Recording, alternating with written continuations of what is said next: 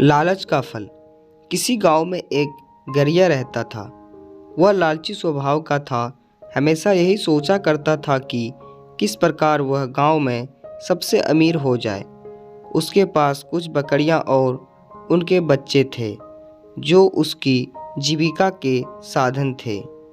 एक बार वह गांव से दूर जंगल के पास पहाड़ी पर अपनी बकरियों को चराने ले गया। अच्छी घास ढूंढने के चक्कर में आज वो एक नए रास्ते पर निकल पड़ा।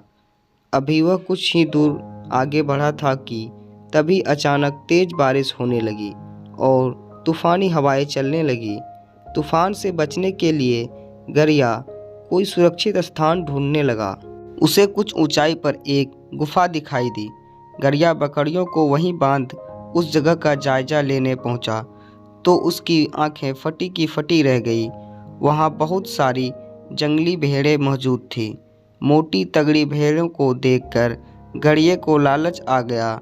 उसने सोचा कि अगर ये भेड़ें मेरी हो जाए तो मैं गांव में सबसे अमीर हो जाऊंगा। इतनी अच्छी और इतनी ज़्यादा भेड़ें तो आसपास के कई गांवों में किसी के पास नहीं है। उसने मन ही मन में सोचा कि मौका अच्छा है, मैं कुछ ही देर में इन्हें बहला फुसला कर अपना बना लूँगा, फिर इन्हें साथ लेकर गांव चला जाऊंगा। यही सोचते हुए वह वापस नीचे उतरा। बारिश में भीगती अपनी दुबली पतली कमज़ोर बकरियों को देखकर उसने सोचा कि जब मेरे पास इतनी सारी इकट्ठी भेड़ें हैं तो मुझे इन बकरियों की क्या ज़रूरत। उसने फौरन बकरियों को खोल दिया और बारिश में भीगने की परवाह किए बगैर कुछ रस्सियों की मदद से घास का एक गट्ठर तैयार कर लिया। गट्ठर लेकर वह एक बार फिर गुफा में पहुंचा और काफ़ी देर तक उन भेड़ों को अपने हाथों से हरी हरी घास खिलाता रहा। जब तूफान थम गया तो वह बाहर निकला।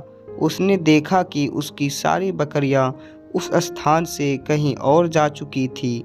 गरिये को इस बकरियों के जाने का कोई अफसोस नहीं था, बल्कि वह खुश था कि आज उसे मुफ्त में एक साथ इतनी अच्छी भेड़ें मिल गई है।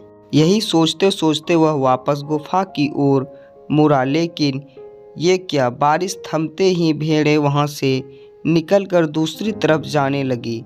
वह तेजी से दौड़कर उसके पास पहुंचा और उन्हें अपने साथ ले जाने की कोशिश करने लगा, पर भेड़ें बहुत ही थीं।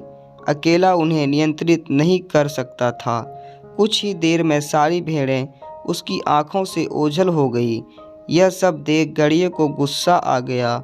उसने चिल्लाकर बोला, तुम्हारे लिए मैंने अपनी बकरियों को बारिश में बाहर छोड़ दिया, इतनी मेहनत से घास काट कर खिलाई और तुम सब मुझे छोड़कर चली गई थी।